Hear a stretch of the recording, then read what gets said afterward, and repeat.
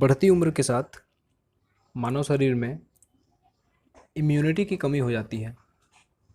बच्चों में इम्यूनिटी की पावर जो है बहुत ज़्यादा होती है।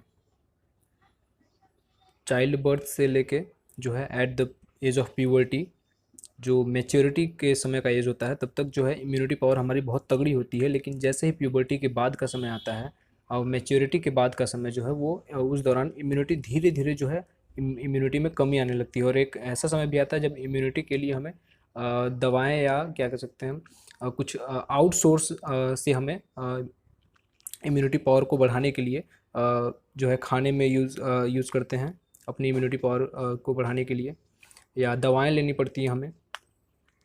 तो कैसे होता है ये आज की वीडियो में हम जानेंगे। तो आज की वीडियो है हमारा थाइमस ग्लैंड के ऊपर।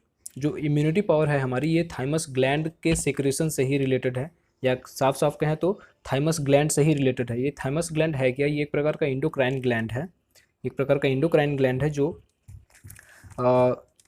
हमारे लंग्स के बीच, जो लेफ़्ट और राइट लंग्स हैं, हमारे फेफड़े हैं, फेफड़ों के बीच और हार्ट के फ्रंट पे, दो फेफड़ों के बीच और हार्ट के फ्रंट पे पाया जाता है। बाइलोब्ड स्ट्रक्चर होता है ये, ठीक है। तो यहाँ आप फिगर सबसे पहले देखेंगे थाइमस ग्लैंड का। हम यहाँ फिगर देख लेते हैं। फिगर में दर्शाया जा रहा है ये थाइमस ग्लैंड को इंडिकेट किया जा रहा है। आप साफ साफ देखें यहाँ, तो here is the thymus gland, ठीक है। इसका ये इंडिकेट कहाँ कर रहा है? Here is the first one, here is the second one lobe. ये जुड़े हुए स्ट्रक्चर्स हैं। ये थाइमस ग्लैंड है और किसके बीच है? तो लेफ्ट लंग और राइट लंग के बीच में है, ये पाया जा रहा है। एंड हार्ट के फ्रंट पे, हार्ट के फ्रंट पे है। और यहाँ आपको थायराइड ग्लैंड का भी स्ट्रक्चर दिखाई दे जाएगा, यहाँ से थोड़ा क्लियर हो जाएगा आपको। तो यहाँ हमें थायराइड ग्लैंड पे नहीं बल्कि जो है थाइमस ग्लैंड पे हमें बात करनी है हमें थाइमस ग्लैंड पे। तो हमने थाइमस ग्लैंड का जो है लोकेशन देख लिया, कहाँ है? तो चेस्ट में जो हमारा लंग है, ठीक है, लेफ्ट लंग और राइट लंग के बीच और हार्ट के फ्रंट साइड पे पाया जा रहा है थाइमस ग्लैंड। अब हम बात करेंगे इसके लोकेशन, ओरिजिन एंड स्ट्रक्चर के बारे में। थाइमस ग्लैंड जो है आगे बताया जा रहा है, आप देख सकते हैं यहाँ दिया गया है कि soft bilobed somewhat flattened and pinkish grey pyramidal gland located in the मीडियस्टिनम just in front of heart. मीडियस्टिनम क्या है? मीडियस्टिनम वो हिस्सा जो क्या कहते हैं कि लंग के बीच में होता है। लंग के बीच का हिस्सा जो है उसे मीडियस्टिनम मोस्टली कहा जाता है। मेम्ब्रेनोस पार्टीशन होता है, ठीक है। एक ऑर्गन के अगर दो पार्ट हैं, उनके बीच मेम्ब्रेनोस पार्टीशन है। और स्पेशली ये वर्ड जो है मीडियस्टिनम, ये लंग के लिए यूज़ किया जाता है, जो उसके बीच का पार्ट होता है उसके लिए। तो यहाँ बताया जा रहा है थाइमस ग्लैंड एक सॉफ्ट नरम बाइलोब्ड, दो लोब वाला और थोड़ा फ्लैट चपटा पिंकिश ग्रे, पिंक और ग्रे कलर में पिरामिडल शेप्ड ग्लैंड है, पिरामिडल ग्लैंड है, ठीक है। लोकेटेड कहाँ है? मीडियस्टिनम just in front of heart, heart के फ्रंट में हमने बताया आपको, और दो जो राइट और लेफ्ट लंग है उनके बीच में, अभी हमने फिगर में देखा जिसे, इसका लोकेशन। अब ओरिजिन की बात करें तो ये इंडोडर्मल ओरिजिन है। इंडोडर्मल ओरिजिन है। क्या ही ओरिजिनेट कैसे हुआ है? तो it is endodermal in origin. Origin कैसा है? इंडोडर्मल है। और क्या हुआ है? अराइज हुआ है, arise from embryo from the epithelium of outer part of branchial pouches. Origin तो बता दिया गया कि इंडोडर्मल ओरिजिन है। साथ ही ये अराइज कैसे होते हैं? तो इम्ब्रियो में ही अराइज हो जाते हैं, अराइज होते हैं इम्ब्रियो के दौरान ही अराइज होते हैं। फ्रॉम जो थर्ड ब्रैंकियल पाउच का, थर्ड जो ब्रैंकियल पाउच है, थर्ड ब्रैंकियल पाउच के आउटर पार्ट का जो इपिथेलियम है, वहाँ से इम्ब्रियो में ही अराइज हो जाता है ये स्ट्रक्चर थाइमस ग्लैंड का। और ये इंडोडर्मल ओरिजिन होता है इसका। स्ट्रक्चरली बताया जा रहा है यहाँ पे कि स्ट्रक्चरली कैसा होता है। तो स्ट्रक्चरली ये एक लिम्फ ग्लैंड की तरह होता है। It is like a lymph gland enveloped by a thin loose and fibrous connective tissue capsule. ये अपने स्ट्रक्चर में एक लिम्फ ग्लैंड की तरह होता है, जो एक पतली और ढीली ढाली और फिब्रस कनेक्टिव टिश्यू के कैप्सूल से ढकी हुई होती है, ढका हुआ स्ट्रक्चर है। आगे बताया जा रहा है कि septa extending inwards from the capsule divide the two lobes of gland into a number of small lobules। Small lobules में जो सेप्टा होता है, सेप्टा ये बाइलोब्ड जो बताया जा रहा है स्ट्रक्चर है। टू लोब ऑफ ग्लैंड्स जो है, two lobe of glands, glands जो बाइलोब्ड स्ट्रक्चर है, इस स्ट्रक्चर में क्या होता है कि कई सेप्टा जो है फैले होते हैं, अंदर की ओर सेप्टा फैले हुए होते हैं, कैप्सूल से होते हुए अंदर की ओर इनर साइड में गए होते हैं दोनों लोब में ग्लैंड के, और डिवाइड कर देते हैं इन दोनों लोब्स को a number of small lobules में, छोटे छोटे कई छोटे छोटे लोब्यूल्स में डिवाइड कर देते हैं ये सेप्टा। प्रत्येक लोब्यूल की बात करें अगर हम, जो इस ईच स्मॉल लोब्यूल बन जा रहा है सेप्टा के द्वारा, तो each lobule is distinguished, each lobule is distinguished into a cortical parenchyma containing numerous lymphocytes and a medullary mass of large irregularly branched and interconnected epithelial cells, जिन्हें reticular cells भी कहा जाता है, and a few lymphocytes and some phagocytic cells called macrophages और hassle Scorpio sales. यहाँ बताया कहा जा रहा है कि प्रत्येक लोब्यूल जो है, सबसे पहले क्या हो रहा है कि बाइलोब्ड जो स्ट्रक्चर है थाइमस ग्लैंड का, वो सेप्टा के द्वारा, सेप्टा जो कैप्सूल से होते हुए, कैप्सूल की कवरिंग होती है थाइमस पे, तो उस कैप्सूल से होते हुए सेप्टा अंदर की ओर ग्लैंड में, ग्लैंड के दोनों लोब को डिवाइड कर देते हैं कई संख्या में छोटे छोटे लोब्यूल्स के फॉर्म में, ठीक है। अब प्रत्येक लोब्यूल जो है वो डिस्टिंग्यूज्ड होता है। डिस्टिंग्यूज्ड मतलब क्या होता है, कह सकते हैं अंतर पाया जाता है उनमें। और क्या क्या अंतर, किन किन चीज़ों में अंतर होता है उनमें, तो इनटू अ कॉर्टिकल पेरेन्काइमा, क्या होते हैं, कुछ कॉर्टिकल पेरेन्काइमा होते हैं जो क्या रखते हैं, कंटेन करते हैं न्यूमरस लिम्फोसाइट्स, कई सारे लिम्फोसाइट्स को रखते हैं, लिम्फोसाइट्स, ठीक है। एंड साथ ही मेड्यूलरी मास ऑफ लार्ज, एक मेड्यूलरी मास होता है, ठीक है, जो लार्ज इरेगुलरली ब्रांच्ड होता है, बड़ा होता है और अनियमित रूप से ब्रांचेस होते हैं उसमें, और इंटरकनेक्टेड होता है एपिथेलियल सेल्स। इन सेल्स को, मेडुलरी मास के ये सेल्स हैं, इन्हें रेटिकुलर सेल्स कहा जाता है। और साथ ही कुछ लिम्फोसाइट्स और कुछ फैगोसाइट्स सेल्स, जिन्हें मैक्रोफेजेस कहा जाता है या हेसल स्कॉर्पियो सेल्स कहा जाता है, ये कुछ स्ट्रक्चर्स दिए हैं जिनमें जो है प्रत्येक लोब्यूल डिस्टिंग्यूज्ड हो जाता है, ठीक है। तो ये हुआ लोकेशन, ओरिजिन एंड स्ट्रक्चर के बारे में।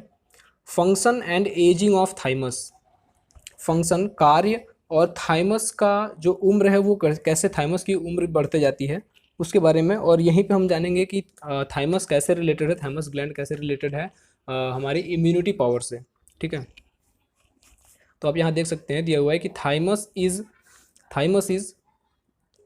Haemopoietic as well as an endocrine gland.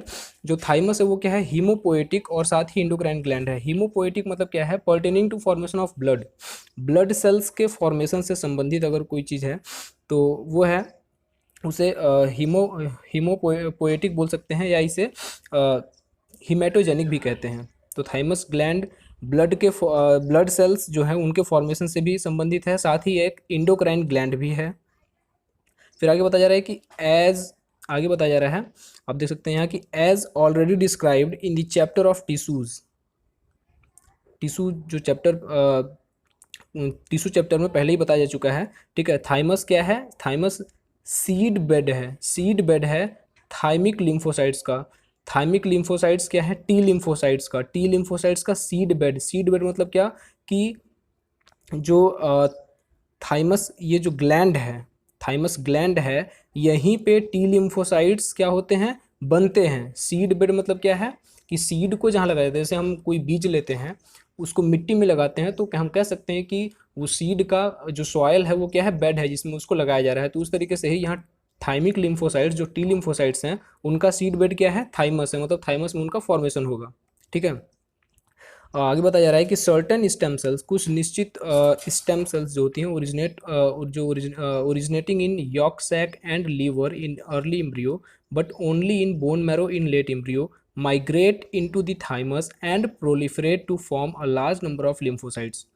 बताया जा रहा है कि कुछ निश्चित स्टेम सेल्स होती हैं जिनका ओरिजिनेशन अर्ली एम्ब्रियो में तो यॉक में और लीवर में होता है, लेकिन लेट इम्ब्रियो में केवल केवल और केवल बोन मैरो में होता है। ये स्टेम सेल्स माइग्रेट करती हैं, ये स्टेम सेल्स जो होती हैं ये स्टेम सेल्स माइग्रेट करती हैं थाइमस में और प्रोलिफरेट करती हैं फॉर्म करने के लिए एक large number of lymphocytes. Proliferate मतलब क्या है कि तीव्र गति से अपनी संख्या को बढ़ाती हैं लिम्फोसाइट्स को फॉर्म करने के लिए। स्टेम सेल्स थाइमस में पहले जाती हैं और अपनी संख्या को तेजी से बढ़ाती हैं लिम्फोसाइट्स बनाने के लिए।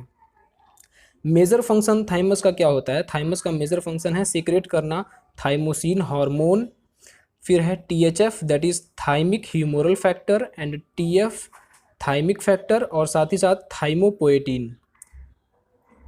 ठीक है, थाइमस का मेन फंक्शन इन्हें सीक्रेट करना है, जिनके बारे में अभी हमने देखा, thymosin hormone, THF, TF and thymopoietin. ठीक है, अब ये कंपाउंड्स जितने भी हमने जिनके बारे में जाना, दीज कंपाउंड्स आगे बता रहे हैं, दीज कंपाउंड्स इंड्यूस क्या करते हैं? प्रेरित करते हैं, induce not only the proliferation of lymphocytes but also their differentiation into a variety of clones differently specialised to destroy different specific categories of antigens and pathogens likely to get into the body। यहाँ बताया क्या जा रहा है कि ये जो compounds हैं ये इंड्यूस करते हैं लिम्फोसाइट्स के जो प्रोलिफरेशन है, इनकी जो तीव्र गति से अपनी संख्या, अपनी नंबर्स बढ़ाने की प्रक्रिया होती है, उसको तो इंड्यूस करते ही हैं ये कंपाउंड्स जो सिक्रेशन है थाइमस का। लेकिन इसके साथ ही साथ ये लिम्फोसाइट्स के कई वैराइटीज़ या कह सकते हैं कई क्लोन्स भी फॉर्म करते हैं, जिनका अपनी स्पेशलिटी होती है और वो स्पेशलिटी होती है डिस्ट्रॉय करने के लिए अलग अलग कैटेगरी के, कुछ स्पेसिफिक कैटेगरी के एंटीजेंस और पैथोजेंस को जो हमारी बॉडी में मिल पाए जाते हैं या मिल सकते हैं। ठीक है, और आगे बताया जा रहा है फिर कि this is called maturation of lymphocytes. जब लिम्फोसाइट्स की संख्या जो है specific category of antigen and pathogens के को किल करने के लिए, ख़त्म करने के लिए जो है बनने लगते हैं, तो इस अवस्था को जो है मैच्योरेशन ऑफ लिम्फोसाइट्स कहा जाता है। जब लिम्फोसाइट्स क्या हो जाते हैं? मैच्योर हो जाते हैं, वयस्क कह सकते हैं। ठीक है, आगे बताया जा रहा है कि thus the thymus brings forth competent T lymphocytes for cellular immune defense system,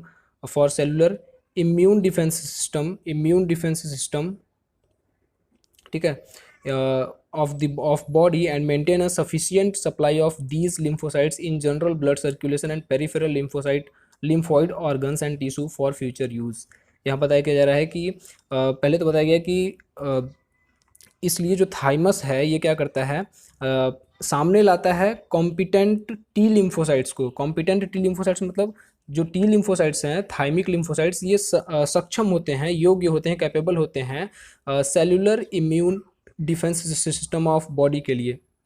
माने हमारे शरीर का जो सिस्टम है, सेलुलर सिस्टम है, इसमें इम्यून डिफेंस सिस्टम को, सेलुलर इम्यून डिफेंस सिस्टम को जनरेट करने के लिए या बनाए रखने के लिए थाइमस जो है ये कॉम्पिटेंट टी लिम्फोसाइट्स को आगे करते हैं और इस तरीके से मेंटेन भी हो जाता है, मेंटेन करते हैं सफिशिएंट सप्लाई को भी मेंटेन करता है हमारा थाइमस ग्लैंड। लिम्फोसाइट्स का सफिशिएंट सप्लाई करता है एक सामान्य ब्लड सर्कुलेशन में भी, और साथ ही फ्यूचर के यूज़ के लिए लिम्फोसाइट्स को जो है हमारे टिश्यू और पेरिफेरल लिम्फॉइड ऑर्गन्स में भी भेजता रहता है। ये जो है थाइमस ग्लैंड का एक तरीके से काम होता है। फिर आगे देखेंगे अगर हम, तो यहाँ दिया गया है कि as is clear from above account, जैसे कि हमने ऊपर पढ़ा, थाइमस क्या है? Thymus is essential in neonatal infants and post natal child for normal development of lymphoid organs and cellular immunity. हमने ऊपर ही पढ़ के हमें क्लियर हो गया है कि थाइमस जो है क्या है? थाइमस महत्वपूर्ण है किस चीज़ के लिए?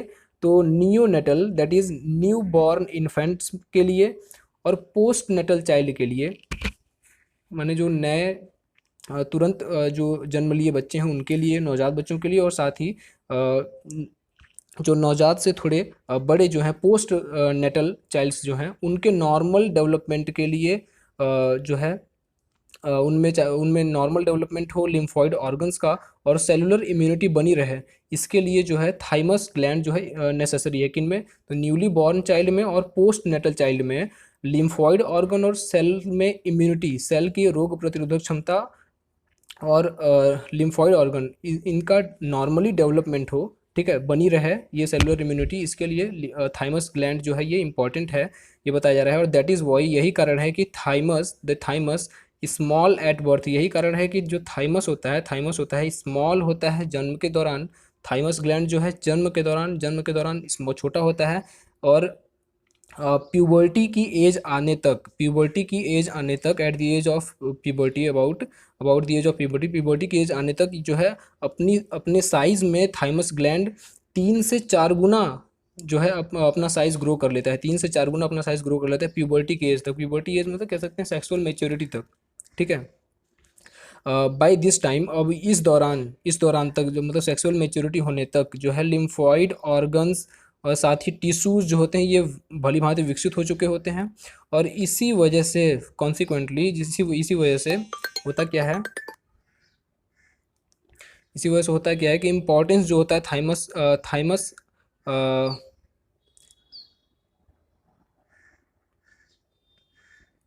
दैट इज कॉन्सिक्वेंटली इसी फलस्वरूप क्या होता है कि importance of thymus become negligible. और चूंकि यहाँ पे क्या हो रहा है कि अ, जन्म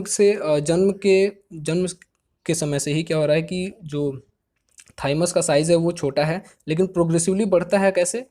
हमारी जैसे जैसे उम्र बढ़ती जाती है, up to the age of puberty के एज तक जो है प्रोग्रेसिवली साइज भी बढ़ता है थाइमस ग्लैंड का भी।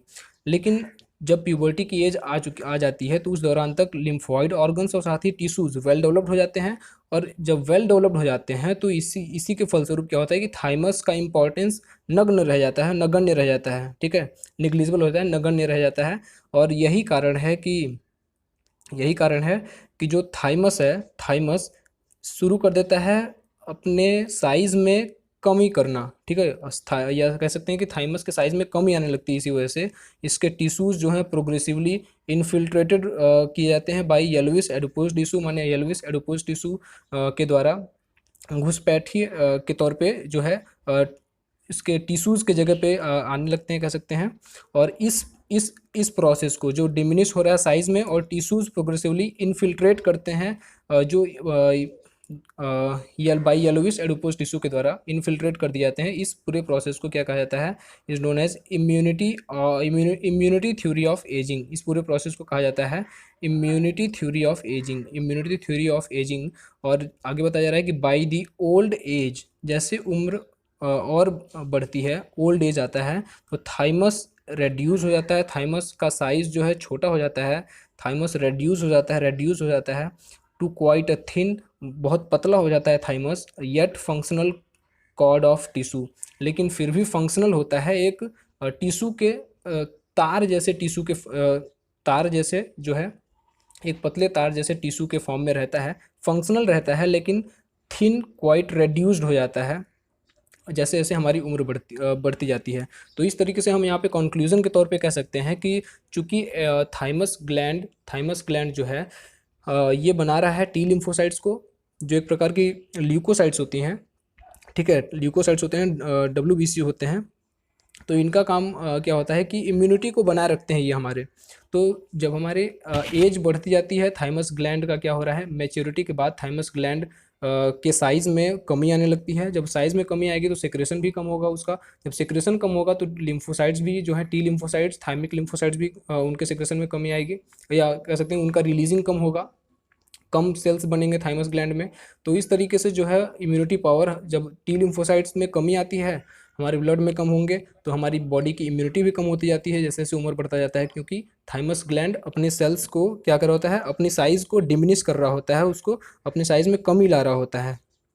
और लास्ट में क्या हो रहा है कि एक तारनुमा संरचना, टिश्यू के तार जैसे संरचना में ही केवल बचता है, और पूरा का पूरा अपना जो थाइमस अपना स्ट्रक्चर है वो क्या कर जाता है, रेड्यूस कर देता है, और एक थिन बट फंक्शनल होता है उस समय भी, तो इस पूरे प्रोसेस को जो है, ये जो अपने साइज़ में कमी ला रहा है, इस प्रोसेस को ही इम्यूनिटी थ्योरी ऑफ एजिंग कहा गया। तो यहाँ हमारा जो है टॉपिक थाइमस ग्लैंड ये कंप्लीट होता है।